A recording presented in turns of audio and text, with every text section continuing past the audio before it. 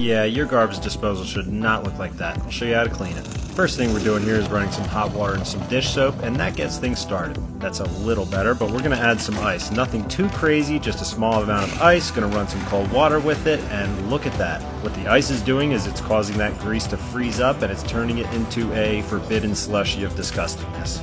I'd say it looks a little better.